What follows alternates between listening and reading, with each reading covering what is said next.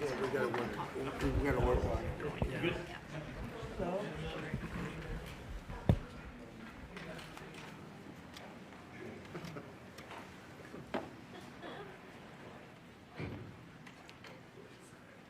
Hello, everybody.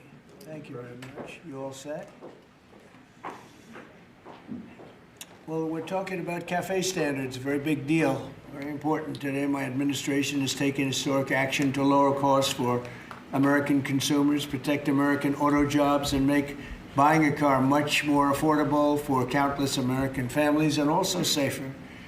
We're officially terminating Joe Biden's ridiculously burdensome, horrible, actually, cafe standards that imposed expensive restrictions and all sorts of problems, gave all sorts of problems to automakers.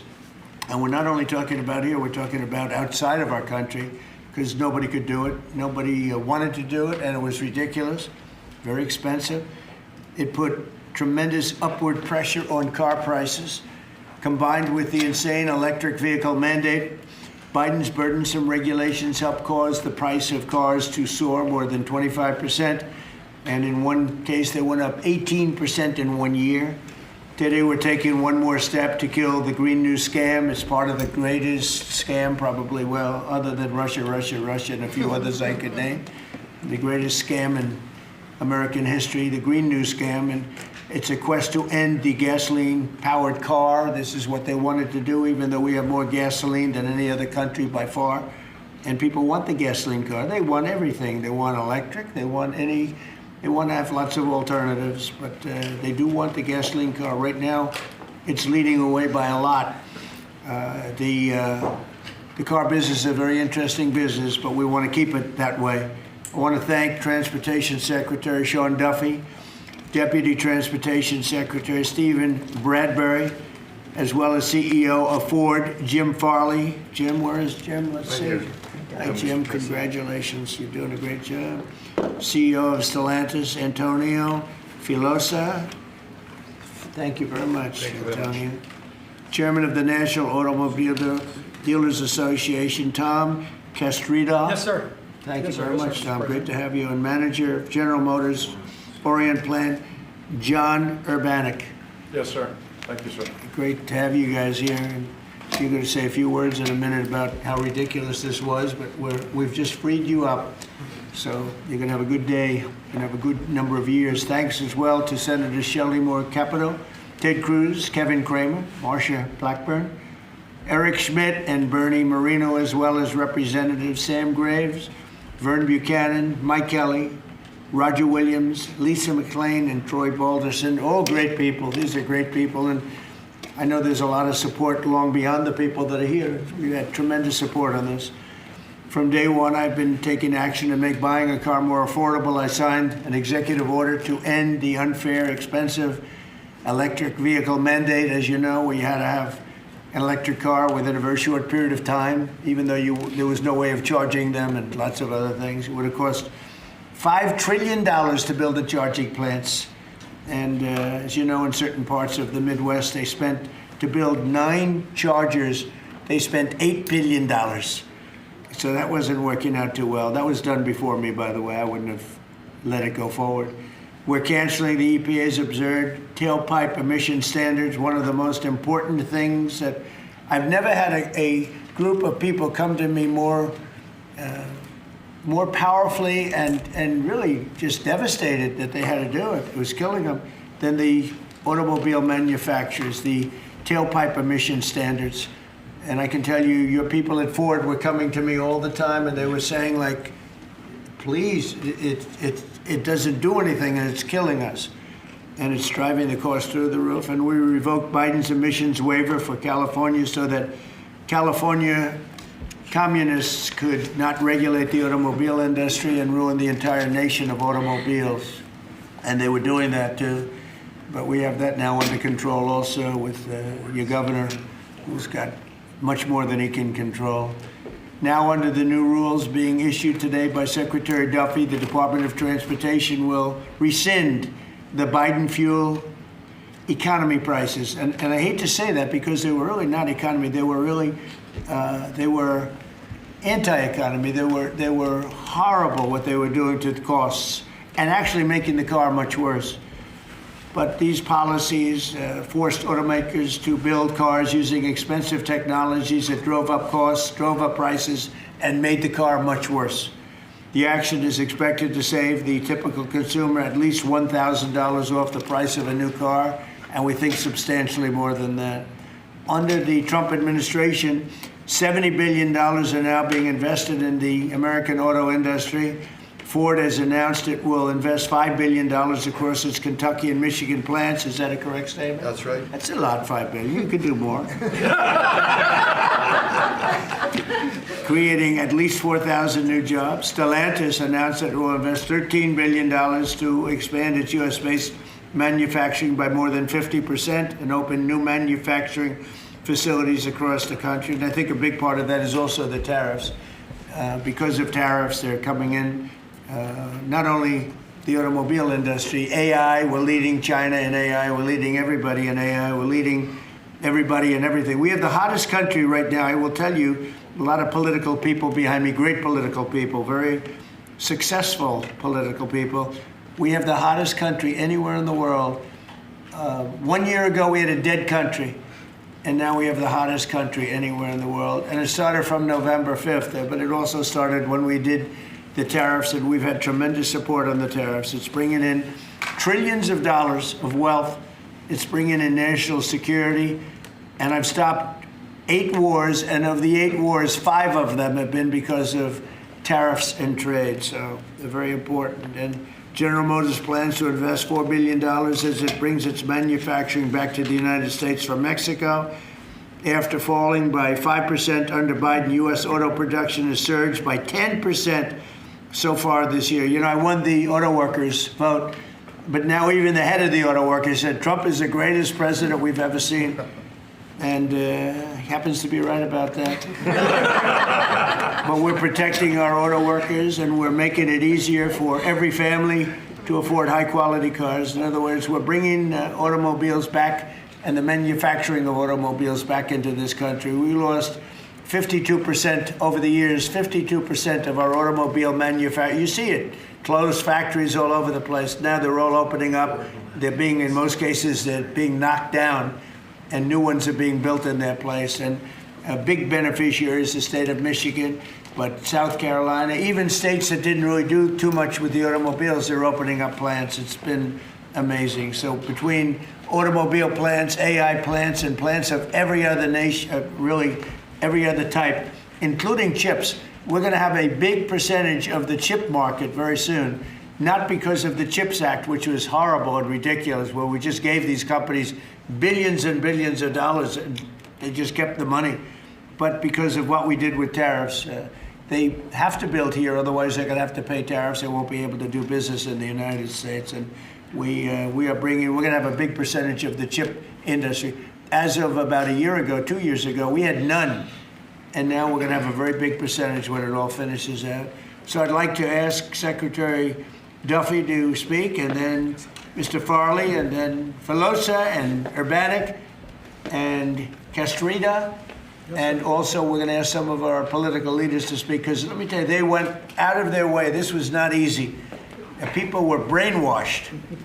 This is a green new scam. And people were paying too much for a car that didn't work as well.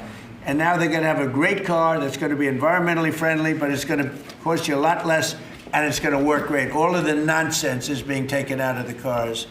So, Secretary Duffy, could you say a few words? Thank you, Mr. President. So yesterday at the cabinet meeting, the president was talking about affordability, and the way that Democrats talk about affordability is a lie.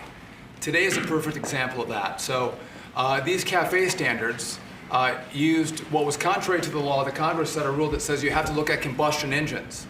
Biden and Buttigieg actually did an analysis using... Buttigieg. I'm sorry. Buttigieg used EVs and hybrids to come up with a 62 mile an hour per gallon standard, which I think the car companies will tell you is completely unattainable.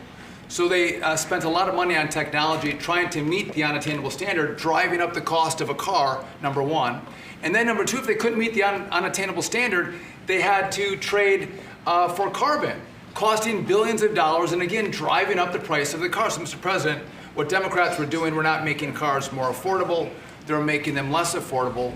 The consequence of that is going to be that more Americans can afford to buy a new car, which means they're going to be safer on the roads because of all the great new technology we have that save lives. So we'll have less death on American roads. These rules are going to allow the automakers to make vehicles that Americans want to purchase, not vehicles that Joe Biden and Buttigieg wants them to build, which is important. But also, this is important for American jobs. The more cars we sell, the more jobs we have in this country. And so this is jobs, this is freedom, and this is common sense, Mr. President. So thank you for your leadership. And I appreciate what the Senate did with the big, beautiful bill and what we've done here today. So thank you, Thank you very much. A big, beautiful bill is it's something. It's amazing. Wait till the people see the benefits and the lower taxes that they're going to have, lower regulations. So, how about Ford? Mr. President and Secretary, all the important lawmakers here, competitors, today is a victory of common sense and affordability. We're very proud of Ford to be the #1 auto producer in our country. 80% of the vehicles we sell here we make in our country. Right. And we never left, unlike many of our competitors. We're the #1 exporter, and we have the most auto factory workers. And this CAFE standard that is aligned with customer demand is the right move for a lot of reasons. We were #2 last year in EV sales, we were #3 in hybrid, and we're the leading brand for combustion. We believe that people should be able to make a choice, as you said, Mr. President, and we will invest more in affordable vehicles. This allows us to invest in affordable vehicles made in the US, which we will take the lead on, and will allow us to make vehicles more affordable. So thank you for making this step for all of you. Thank you very much. One of the other things we're doing, it's separate from this meeting, but I think everybody here would agree with it. If you go to Japan, where I just left, and if you go to South Korea and Malaysia and other countries, they have a very small car, sort of like the Beetle used to be with the Volkswagen. They're very small, they're really cute. And I said, how would that do in this country? And everyone seems to think good, but you're not allowed to build them. And I've authorized the secretary to immediately approve the production of those cars. So you'll be able to buy, they really are, they're actually, some of them are really beautiful, actually. If you take a look, Honda, some of the Japanese companies do a beautiful job. But we're not allowed to make them in this country. And I think you're going to do very well with those cars. So we're going to approve those cars. Would you like to say something about that? Well, no, just that he never stops working, so even when he's on Asian time, he's calling me at midnight in the States. But he gave me the directive to clear the regulations on this, which we have. And so if Toyota or any other company wants to make smaller, more affordable cars, fuel efficient, we have cleared the deck so they can make them in America and sell them in America. They're really nice and less expensive. And it really gives people a chance to have a car, you know, have a brand new car as opposed to a car that maybe isn't so great. And so you car companies start thinking about that. I think it's going to be a tremendous market.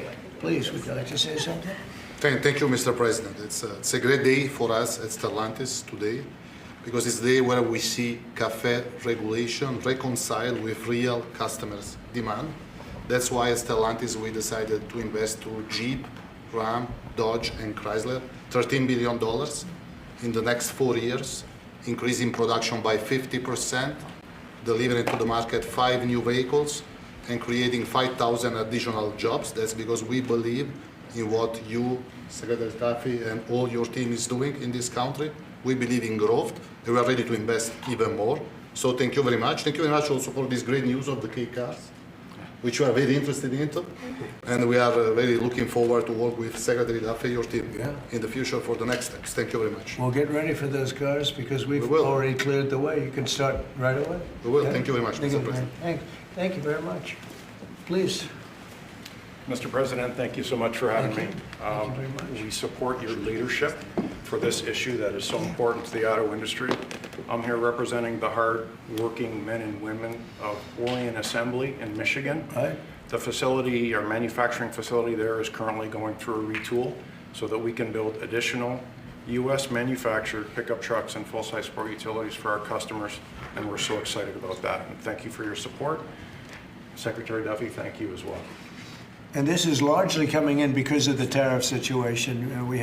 We're taking in trillions of dollars, actually, trillions, and we have so many other advantages, but these great companies are coming back to the United States. They left the United States. If somebody was sitting behind this desk that knew what they were doing, that wouldn't have happened. They would have said, well, you can sell your car here, but we're going to put 100% tariff, and you would have never had the auto industry leave. We lost more than 50% of our auto industry, and now it's all coming back, and I think it's coming back.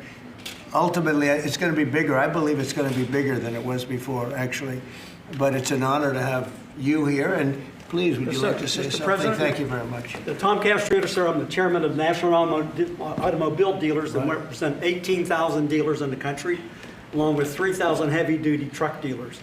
And what the actions that you've done as the president and your administration is definitely going to save our customers money. And you made your promises that let the consumer buy what they want, sir, and you delivered on that. And the other thing that you delivered was your promise in the big, beautiful bill, the tax deduction on loans that had gone away some years back. Right. And now that makes it affordable for our buyers that can save money through that loan of the tax, anywhere from several hundred to several thousand. So again, sir, on behalf of all the dealers and our customers, we appreciate what you and your administration have done, and of course our legislative support as well, Mr. President. Thank you. That's very nice, and I'm glad you brought that up. We're allowing people to deduct. So if you go out and buy a car, and this is for middle income, but for lower income, no matter what, they never really had deductions. You know, rich people like deductions, but middle income people were never really afforded deductions, which is very unfair. You borrow money to buy a car, you're allowed to deduct the interest from your income tax. And I think that's going to be one of the most, in terms of your industry, I think it's going to be the biggest thing that we're talking about, maybe even bigger than cafe standards. People are going to be able to borrow money, deduct it, so it's going to cost them essentially half. And they'll be... It'll help, yes, sir. I think it's going to be a tremendous factory. They've never had a chance to do that before. And that's all done. That's all in the great, big, beautiful bill. So it's really terrific. I'd like to ask a couple of our political leaders to say, because you guys have done an amazing job. This was something that was going to be very tough. We had to fight lunatics to get it done, and they had no answers. You know, it's you just present them with the facts, and they just say, well, we're just not going to vote for it. They couldn't talk about it, but they didn't want to vote. I see Mike Kelly, my friend back there, has been with me from day one, right? Yep. What do you have to say, Mike? Well, you know what? I think you hit the key. Everybody's talking about the same thing. In America, Look at the way they like each other.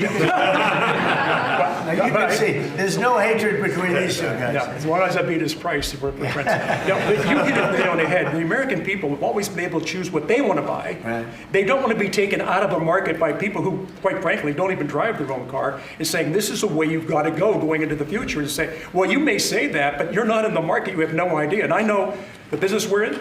At the end of the day, if you were there with me, I'd say, oh, so Mr. President, other than price, what's keeping you from taking the car home today? It's always price.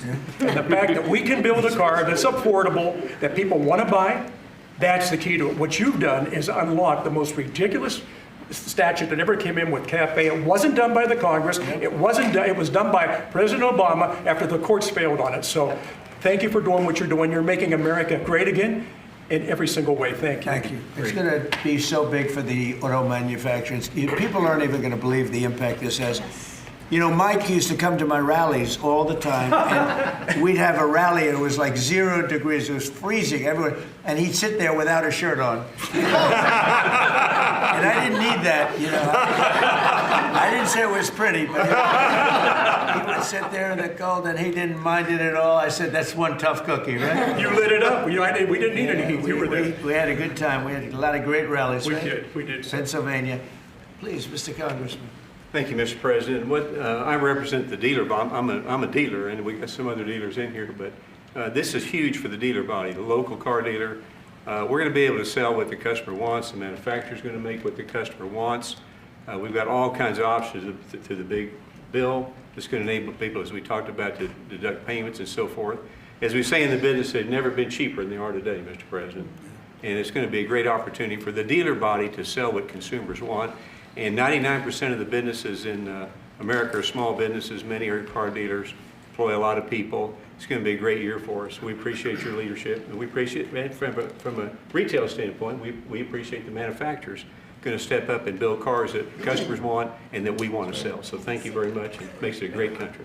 He's also a very brave congressman because he was there on the baseball field that horrible day with Steve Scalise and some other people. He was hit, but he took it very well. You took it very well. You're my pal. Thank you. Thanks. Great job. Appreciate you. Great job. Appreciate it. Kevin, could you say a few words of wisdom? One of the really smart economic forecasters, I will tell you. Beyond an economist, he's a real forecaster. Please. Sir, I think that there's a massive macroeconomic benefit to what we're doing today. And the way to think about it is that the car that has the best gas mileage that you could buy that has only gasoline is a Honda that gets about 36 miles per gallon. Joe Biden wanted to make every car on average be above 50. So there's no car made in the US that you would be able to sell 2 years from now, 3 years from now under that rule, because what he wanted to do was make everybody have an electric car, as you know. But here's the thing, that if everybody had an electric car, then nobody would be buying gasoline anymore, and they'd have to take all the miles that they travel and put it on the grid. And so we would have to increase the production of electricity in the US by 25% over the next couple of years if they had their way. And so you've really stopped a massive disruption for the economy with this. And so thank you, sir. That wasn't the main reason, and yet it certainly is a main reason. You wouldn't have been able to do it even if you wanted it. It's just so crazy. That was the mandate, which we ended. Troy, would you like to say something? Great honor, thank you. My family is a former dealer, 48 years, Chrysler Dodge dealer, and then I got into the political world, sir. Yeah. I had more fun in the dealership world, but I miss it, but I still play a big role in automobiles and grateful. I remember under President Obama when the CAFE standards changed, as Mike brought up, and going through those challenging times. As a Chrysler dealer before Stellantis came along, it was Daimler before you guys got it. So thank you very much for being here and making these changes. And as you said, that interest on the car loan piece was big. And I know that Bernie led the charge on that in the Senate and get it into one big, beautiful bill. That really is a big deal, and people need to understand how big a deal that is. You did a great job. And by the way, we had a great victory last night. Matt is going to be great. Kind of like our race, huh? He's going to be a great congressman. I think so. Really, like us, right? Yeah, I think like us. One of my early endorsements, right? Yes, sir. Can we talk about it? You're right here, man. Come in. Let me say hello to you. Please, go ahead. Thank you, Mr. President, Thank you. for your leadership. But the thing I've admired most, you've been in business, you've been in the battles over the years, and you're helping us lead us out. Most people that are up here have no idea about business or small business. That's It makes true. a big difference. One is. Number two is, I would just say in terms of the tax stuff we're talking about, one of the things that get missed, and I'm in Florida, Sarasota region, is the ability to deduct. Most people have a small business, they'll have a lawn business, they'll have this, that, they buy a new or used truck. They can take that deduction, let's say they're in a 20% tax bracket, but the vehicle's 60 grand, they can take 20% of the 60 grand, get a $12,000 write-off. They can pay their payments for the first year. That's a powerful tool we don't talk about, I don't know why, but at the end of the day, because of what you've put in place, full expensing, Right. that's the tool that Big. would use. And you could just think about all the people in Florida, just general places, they're buying old vans or new vans, they're buying trucks, mainly trucks, and they're getting a deduction. They don't even have a payment for a year. That's right. So it's one of the best things for One Florida. of the and biggest everybody things else. in the Yeah, expensing. expensing is a powerful tool. They can write the whole asset off the first year, take that deduction, put $12,000 in their pocket on a $20,000. Well, let me mention one other thing. They got into the e-vehicles, electric cars, and I'm talking to dealers that come in and talk to me, and basically they couldn't sell one, they couldn't give one away. And when these companies, or they got in because of whatever political pressure under Biden administration, and they end up realizing that they got no market. A guy says, the car's been sitting there a year, I can't get rid of it. So they don't understand the market. The people produce the vehicles, and that's made a big difference in your leadership. But thanks for what you're doing here today. It's big, it's huge, it'll make a big difference. $12,000 on a $60,000 vehicle up front day one. Thank you. Thank you very much. Great job. Yeah. You know, we're just talking about something that's interesting. Ford would make, and I don't want to speak for Ford because we have one of the top people right here. Mr. President, it's fine if you want to talk about Ford. Ford would make numerous electric cars in order to sell one Ford 150. Yes. Because they'd make all their money with the 150. Yes. And they were willing to lose money on building 2 or 3 electric cars that they couldn't sell in order to make some money on the 150, because the 150 is a monster. I'll tell you what, that no matter where you go, they love that Ford 150. Yes. But isn't it a ridiculous model when you have to build 2 or 3 cars that you know you're not going to be selling or not be selling for much in order to really do something that you should have the right to do, which is make a car that you want to make? Yes. And that the market wants, right? So congratulations on the 150. Thank you. Best-selling vehicle in the United States. Just saying. Now it's 100% built in the United States. now it's only going to do no, but it really is. It's amazing. It's an amazing brand. There was a lot of stupid things done here. What would you like to say? Yeah, I thank you, Mr. President and Secretary Duffy and all of us. You know, one of the last times I was here is when you signed the electric vehicle CRA, Congressional Review Act, that all of us participated in. The beginning of really making common sense, because it was going to impact 17 other states and really a large part of our economy. This is about affordability here. I'm just going to say one thing. Well, maybe I already said one thing, so now I'm going to say 2 things. When we talk about a car and auto, we sort of talk about just, oh, we need a car. Do you know what a car does for a family? You can take your children to school, you can go to the store, you can visit your mother, you can go to church, you can have a job, you have the flexibility that you need. A car for an American family is about a roadway to prosperity. Big deal. It's a big deal. And so by making them more affordable, making them more choice-driven by what families want and need, today is a great day for the American family. Absolutely. Thank you. Absolutely, and the American worker. Say. Well, thank you, Mr. President and Secretary Duffy, and to my colleagues that are here. In Tennessee, we make great automobiles, and we have a fantastic workforce. And whether you're GM or Ford, with their new investment in Tennessee, or Nissan or VW or Toyota with the engine plant, what you see is the components that are necessary to build these cars. And removing these standards and making cars more affordable does mean that more people will purchase them, but it also means we're going to have to make more cars to meet that demand, and for Tennessee, that is a great thing. So, you know, I'm just sitting here and I'm thinking, like, we have the biggest auto manufacturers in the world. They're talking about investing billions and they're investing it as we speak, but billions and billions of dollars in our country. Thank you very much. And they're here. They're not like, well, maybe we'll do it. They're doing it because of tariffs, and they're doing it because of maybe they like the president, and we're doing things like this for them, which frankly, no matter who you are, this should be done. And we're doing things like deductibility of interest. When you borrow money to buy a car, you're allowed to deduct it from your income tax. That is a massive tax cut for people that probably are going to be trying to buy that car anyway. And I really think that that interest factor is going to be one of the biggest things. When I was proud of that because I thought of it, and it seems so simple. Other people are allowed big interest. If you're a rich person, you're allowed to have big interest deductions for different things you do. But if you're a middle-income person that has to buy a car, you were never entitled to anything. And now you're getting a full interest deduction on the loan.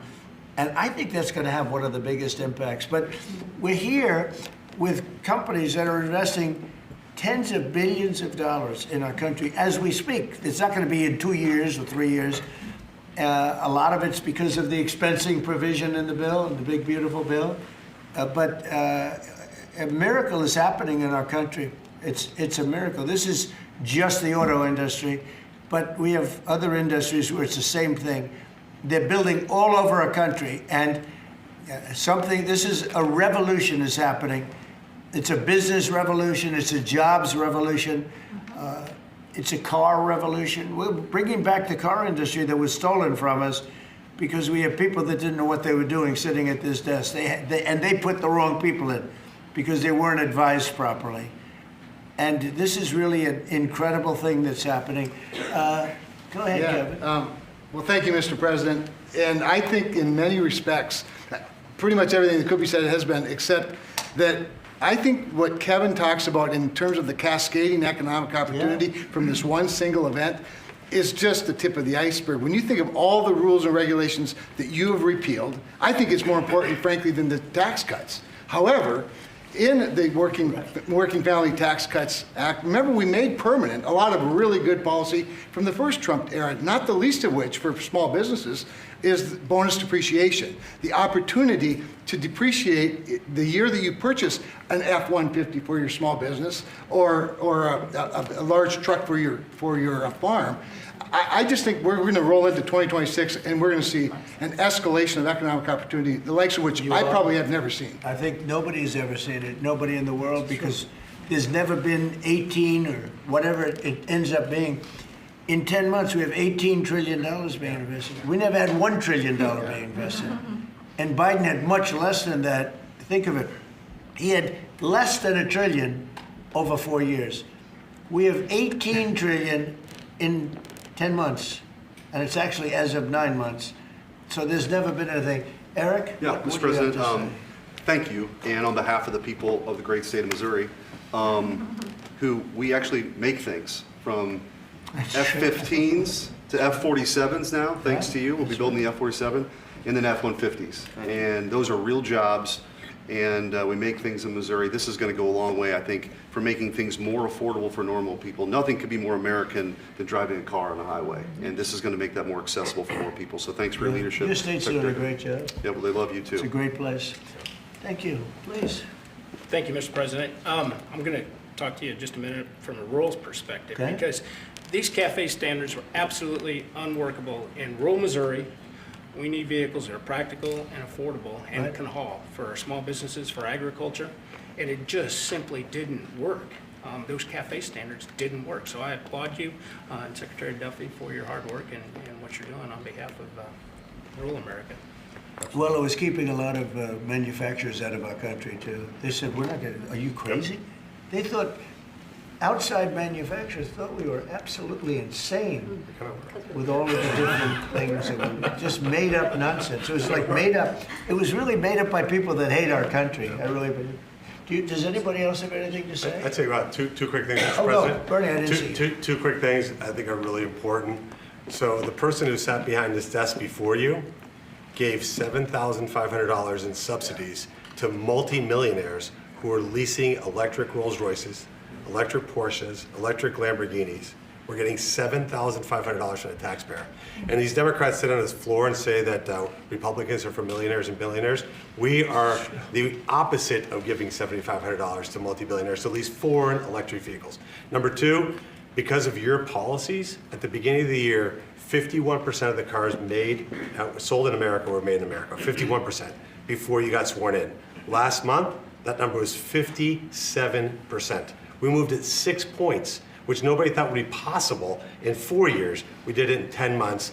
That's something that maybe the news should cover a little bit more. And we've driven down the price of automobiles. The car prices for consumers are down before you did Just these about things. everything is down. You know, this whole thing is, they use the word affordability. It's a Democrat hoax. They're the ones that drove the prices up. And all they do is say, affordability, and you're supposed to say, oh, that means they had low prices. No, we inherited the worst inflation in the history of our country. They say 48 years, but let's say that's history. I don't believe that. Biden had, because of his stupid ways and between his energy policies and his spending policies, we had the worst inflation in the history of our country. And now our prices are coming down, and they're coming down for cars, and they're coming down. I mean, did you hear yesterday when Chris Wright from Energy, the head of energy in our country, said there are now parts of our country, it's all happening, $1.99 for gasoline, a gallon. And we have it at $2.50, $2.60. It was at $5. And that's bigger than any tax cut we could give. And, you know, for the average family, that's considered bigger than any tax cut. So the word affordability, when they mention it, you ever watch them? It's all about, I saw the young lady that lost last night. She lost by a lot more than they thought. And we have a great new candidate in Congress, really great, Matt Van Epps. But I saw last night, she said, it's all about affordability, all about, they never talk about like the specifics. Right. Everything was through the roof. Eggs, when I took over, eggs were 4 times higher than they ever were. We got the prices down to the lowest level. Yep. I mean, amazing. But they never, you gotta watch, they're great con people. It's like the Inflation Reduction Act.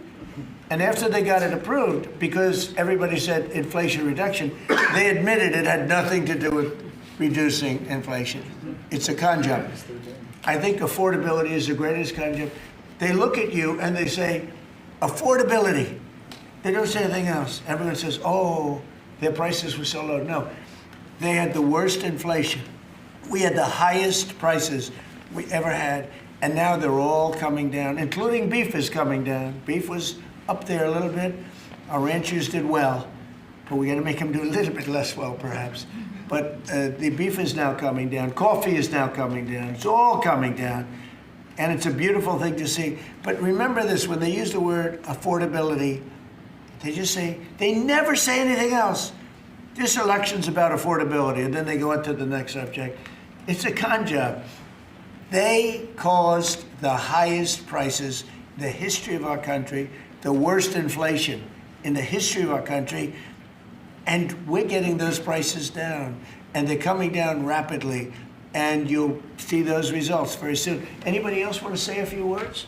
Oh, Ted, I can't believe it. I'm easy to miss. I didn't see it. It's very rare that I would miss it. Go ahead, Ted. Well, Mr. President, I want to congratulate you on behalf of everyone here for the leadership that you're showing. And this is a victory today for consumers. This is a victory for affordability. Your critics like to say the word affordability. Under Joe Biden and the Democrats, they put mandate after mandate after mandate on cars and trucks, and they drove the price up thousands and thousands of dollars. And with the actions you're taking today, and you put on top of that the one big beautiful bill, you know, most of the senators here on the Senate Commerce Committee, and on the Commerce Committee, we worked together to zero out the CAFE standards. We wrote that into the law that the CAFE standards went to zero. What does that mean? It means you can now, as a consumer, buy the car you want. It also means people's lives will be safer, because what these regulations did is they forced cars to be more expensive and made of plastic instead of steel, because you had to make them lighter to comply with these standards, so you'd get in a wreck and people would die. The result of what you're doing, you're literally saving people's lives, and you're making it where families can afford to get a new car. These actions will drop the cost of cars and trucks thousands of dollars. That makes a real difference. And I'll make one final point. You know, about half the members here are car dealers. And I will say my good friend Roger Williams out in the lobby, he tried to sell me a car, which didn't surprise me, but I just want to give props to Mike Kelly. He showed he was savvier because he tried to sell you a car, and you can afford a much nicer car than I can. So well done, Mike Roger. You just went to the wrong customer. I was $100 cheaper. The thing that Ted just said, it's true. Plastic instead of steel. Think of that. And people died because of that. The plastic was plastic in an auto accident, and it broke up, and people were shattered because of that crazy deal. But it's a really good point. Go ahead. And Mr. President, I'll tell you, in the Senate Commerce Committee on January 14th, we're going to have a hearing with all of the big three there and Tesla, and the entire hearing is going to focus on how your leadership has reduced the burdens on car makers. That's lowering costs, that's giving consumers more choices, and it's producing more jobs in America. And it's highlighted, that's a real record of success. Yeah, well, it's an honor. And, you know, they were going by California. We had like 2 different countries, California and 15 that followed California, because you had 15 states follow California. And the rules from California were just like everything else. That's why people are leaving. That's why it's such a mess. It's got there's a state with such unbelievable potential. But what they did with the car industry is incredible. And that was, you know, the car companies didn't know what to do because they had 2 standards, and you can't build 2 different cars for the same country. And what we're doing today is very big. Would anybody like to say something? Would you like to say something, my friend? I just want to say thank you. Thank you.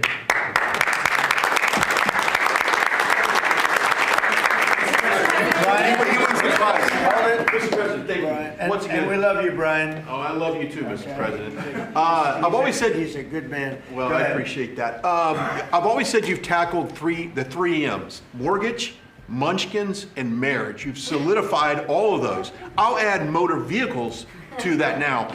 My question, I got one about consumer confidence. We just came off on the record high Black Friday, up 9.1%. Record high, highest ever, biggest amount ever purchased in one day. Yep. Which I think counters this narrative of affordability, because apparently the Americans are spending money. So I want to see, how do you view that for a consumer confidence being so high going into Christmas and going into next year? And I do have one for the auto group after you. Yeah, I after just that. think that we have tremendous confidence in the country. You know, one of the things in terms of confidence, if you go back a year and a half, you know, it's amazing, we're like into 10 months already, but you go back a little bit before the election, because after November 5th, it started changing rapidly, even though we weren't running it until January 20th.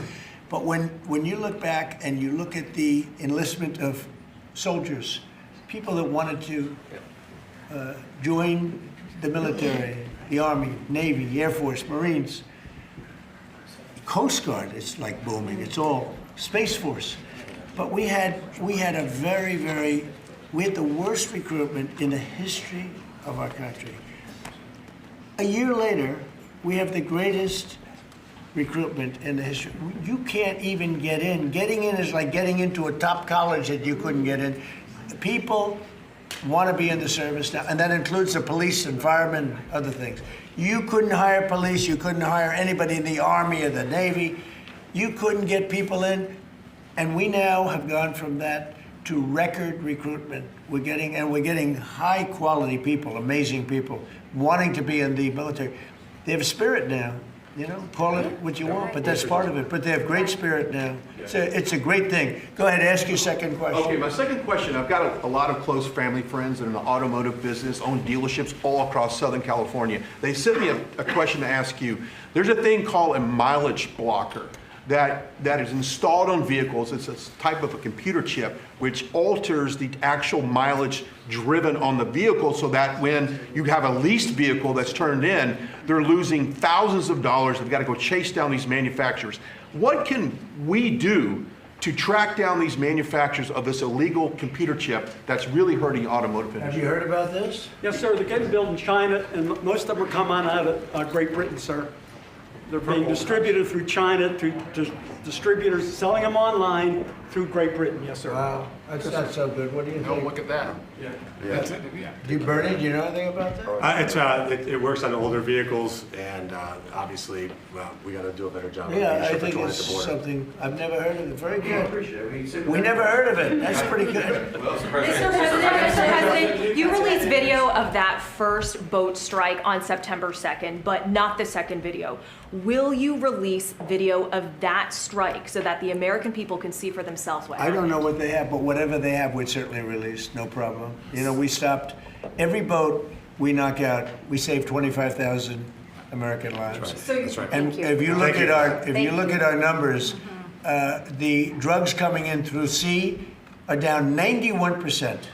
I'm surprised there's 9% you want to. I don't know who's doing the 9%, but it's down 91, and we're going to start very soon on land, and I'm sure you're thrilled to hear that. On Ukraine, Steve Witkoff and Jared Kushner were there last night with Vladimir Putin.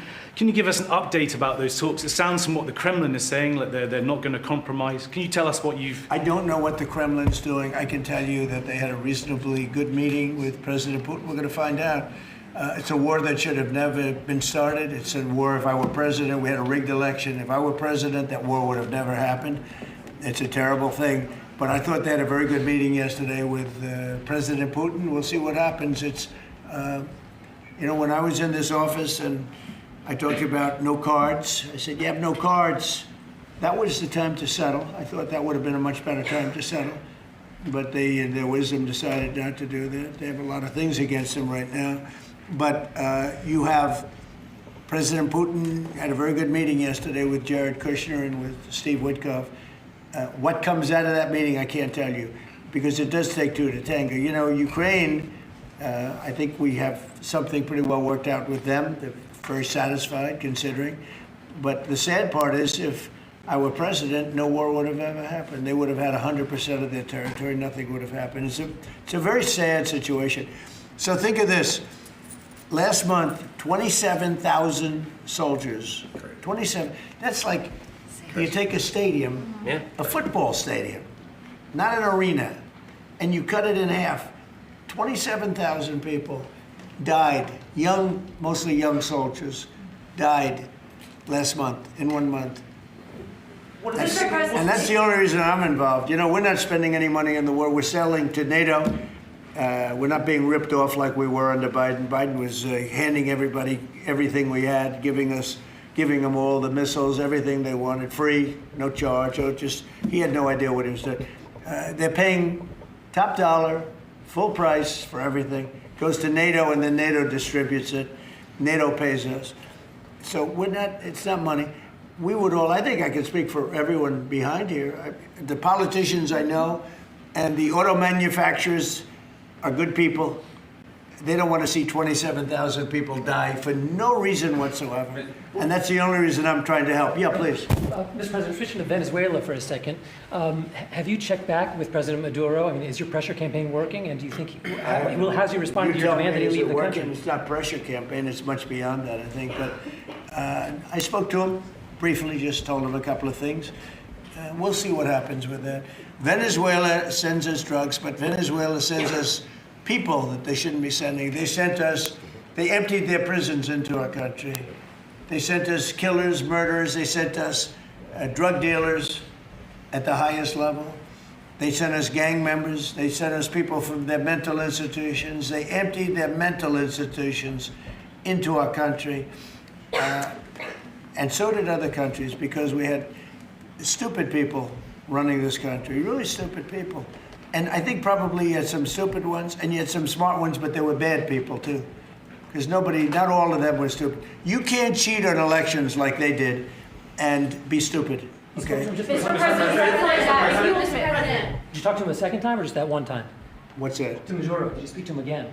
No, I didn't. Mr. President, if you do find... When you spoke with Mr. Witkoff and with Mr. Kushner... Last night, did they give you the sense that President Putin still wants to end the war, wants to make peace? He would like to end the war. That was their impression. Now, whether or not, that was their impression. You know, their impression was that he would like to see the war ended. I think he'd like to get back to dealing a more normal life. I think he'd like to be trading with the United States of America, frankly, instead of, losing thousands of soldiers a week. But their impression was very strongly that they'd like to make a deal. We'll see what happens. Mr. President, the boat strikes, if it is found that survivors were actually killed while clinging onto that boat, should Secretary Hegseth, Admiral Bradley, or others be punished? I think you're going to find that this is war, that these people were killing our people by the millions, actually, if you look over a few years. I think last year we lost close to 300,000 people were killed. That's not mentioning all the families. Have you seen what happens with the families of not only the people killed, the people that are trying to get their son or their daughter off of this poison that they've been fed? I think you're going to find that there's a very receptive ear to doing exactly what they're doing, taking out those boats. And very soon we're going to start doing it on land too, because we know every route, we know every house, we know where they manufacture this crap, we know where they put it all together. And I think you're going to see it very soon on land also. Yeah, please. So to be clear, you support the decision to kill survivors after the initial No, I support the decision to knock out the boats. And whoever's piloting those boats, most of them are gone. But whoever are piloting those boats, they're guilty of trying to kill people in our country. Yeah, please. The House Judiciary Committee has subpoenaed Jack Smith to ask about his investigation of you. I wondered, for a deposition, I wondered if you'd prefer to see that as a hearing so that the American public can see the questions and the responses more easily. I'd rather see it probably at a hearing. Look, Jack Smith is a thug. He's a failed prosecutor. He's a bad man. He's an evil man. He hurt a lot of people. Forget about me. I do this stuff, but I got indicted many times by a guy that they were dismissed. He's a bad guy. He's a sick man. There's something wrong with him, actually. I think Jack Smith is a sick man. There's something really wrong with him. I'd rather see him testify publicly because there's no way he can answer the questions. But Biden knew this was going along. Kamala knew it was going along. And there's a lot of things happening right now that they don't like. One of the things is the auto pen. Everything he signed, almost, with the exception of the pardon of his wonderful son, Hunter, just about everything he signed was not signed by him. He had no knowledge of it. He didn't know what it was. People sitting around the beautiful Resolute desk knew exactly what it was. And those people are guilty, in my opinion, of a major crime. Everything that was signed by that auto pen, the man operating the auto pen, and I'm sure there are more than one because I think some of the people can operate it themselves. Some of the high-level people operated themselves. They would just go in and sign his name with an auto pen onto very important documents, not only pardons, but policy, maybe cafe standards, okay, as an example. Who signed cafe? If you ask Biden what's a cafe standard, he would have absolutely no idea. He'd say, where is the cafe located? The guy didn't know anything. Look, that just shows you what a rigged election can be, but you understand what I'm saying. Thank you. You've had conversations with Jensen. Right, so. Smart man. In your conversations with him, have you kind of given a sense of where you are with export controls and the types of chips that NVIDIA can give to China? Sure, he knows very well. He's done an amazing job. NVIDIA, very good. Yeah. Mr. President, when do you expect for phase 2 of the Gaza peace plan to be implemented? And Well, it's going along well. You know, they had a problem today, I understand, with a bomb that went off and hurt some people pretty badly, probably killed some people. They're telling me it just happened. But it's going on very. We have peace in the Middle East. People don't realize it. We have tremendous support. 59 countries. There's tremendous support. But phase 2 is moving along. Yeah, it's going to happen pretty soon. Mr. President, did you speak with House Republican leadership about your decision to pardon Congressman Henry Cuellar? And are you concerned that you made a vulnerable Democrat perhaps less vulnerable with that decision? It didn't matter. He's a respected person. He was treated very badly because he said that people should not be allowed to pour into our country. And he was right. He didn't like open borders. He was on the border. You know, he represents a very respected man. He represents the people on the border. And he saw what was happening. And as soon as he made that statement, I then said, I'll bet he gets indicted. And that's what happened. You know, I put out my truth from that. Well, I did a truth. Wonderful truth. We love truth. But what happened is he got indicted for speaking the truth. And his wife got indicted, Imelda. And that's sort of a first. Usually they leave the wives alone, right? Don't they, Congressman? Yeah. Typically they indict somebody, put him in jail for the rest of his life, but the wife can just sit home and cry, or she'll find a new man. You know? A lot of times they find a new man that makes them much happier. In fact, a lot of times they like that man better than the one that's in jail. Mr. President, thank you. The mayor of Minneapolis, Jacob Frey, is saying that he's actually proud to have the largest Somali community in the country, and his police chief. Well, then he's a fool. Well, his police chief is also saying I wouldn't be proud to have the largest Somalian. Look at their nation. Look how bad their nation is. It's not even a nation. It's just people walking around killing each other. Look, these Somalians have taken billions of dollars out of our country. They've taken billions and billions of dollars. They have a representative, Ilhan Omar, who they say married her brother. It's a fraud. She tries to deny it now, but you can't really deny it because, you know, it just happened. She shouldn't be allowed to be a congresswoman, and I'm sure people are looking at that. And she should be thrown the hell out of our country. And most of those people, they have destroyed Minnesota, okay? Minnesota, you have an incompetent governor. You have a crooked governor. He's crooked as hell, but he's incompetent. Waltz he should be ashamed. That beautiful land, that beautiful state, it's a hellhole right now. And the Somalians should be out of here. They've destroyed our country. And all they do is complain, complain, complain. You have her. She's always talking about the Constitution provides me with Go back to your own country and figure out your constitution. All she does is complain about this country. Without this country, she would not be in very good shape. She probably wouldn't be alive right now. So Somalia is considered by many to be the worst country on earth. I don't know. I haven't been there. I won't be there anytime soon, I hope. But what the Somalian people have done to Minnesota is not even believable. It's not even believable. And a lot of it starts with the governor. A lot of it starts with Barack Hussein Obama, because that's when people started coming in. And you have to have people come in that are going to love our country, cherish our country. They want to kiss our country goodnight. They talk about our country. We want them to pray for our country. This is not the people living in Minnesota. And she's a disaster. She should not be, and her friends shouldn't be allowed. Frankly, they shouldn't even be allowed to be congresspeople, okay? They shouldn't even be allowed to be congresspeople, because they don't represent the interests of our country. Anybody else? The automakers spent billions on meeting the Biden EV rules. Should they be able to recoup that somehow, given the change? And there's a question about the doing it. No. I'm not letting them recoup. They're going to do just fine. You know how they recoup? From this point forward, they'll do very well. Can you also talk about the USMCA and what you're thinking about renegotiating that with the automakers?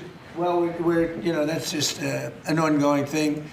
It expires in about a year, and we'll either let it expire or we'll maybe work out another deal with Mexico and Canada. But look, Mexico and Canada have taken advantage of the United States, like just about every other country, in all fairness. It's not them, I'm not blaming them. But every country, because we had stupid people running our country. We had a lot of stupid people running. That's why we have $38 trillion in debt. But the beautiful thing about the tariffs is we'll start paying off that debt. The money coming in, they're finding money in our country now that they never knew existed. The other day, $30 billion. Where did it come from? I said, why don't you check the tariff shelf? They said, sir, that tariff hasn't started yet. It doesn't start till January. I said, no, it started 2 months ago. They called back, sir, you're right, it was from tariffs. No, we have a whole different country. I hope the Supreme Court, I pray that the Supreme Court understands the importance of the sensible, really, I mean, this would be country threatening if something happened with regard to that. You know, the people that brought that case are bad people. They're very bad people. They hate our country. They represent foreign countries, including China. But they represent, and China's paying us a lot of money now in tariffs, but they represent people that really don't like our country much. And I know some of them, and they're scum. In my opinion, they're scum. They're absolute scum. And they're not suing for any good reason. They're just suing to see if they can stop it, because they make money if this country does badly. You know? So, but we're taking in trillions of dollars. We're stopping wars. We have great national security because of tariffs. And then to think that we have to even go and justify this. The reason a lot of these people, I can tell you this, maybe we would have had the political people, we wouldn't have these people without tariffs. The people that are up here from Stellantis and Ford and General Motors, great companies, including this gentleman, they wouldn't be here today if we didn't have tariffs. They'd be building their plants in Mexico and other places. They're leaving Mexico and they're leaving Canada. They're leaving because they ripped off our country. They took our businesses away from us.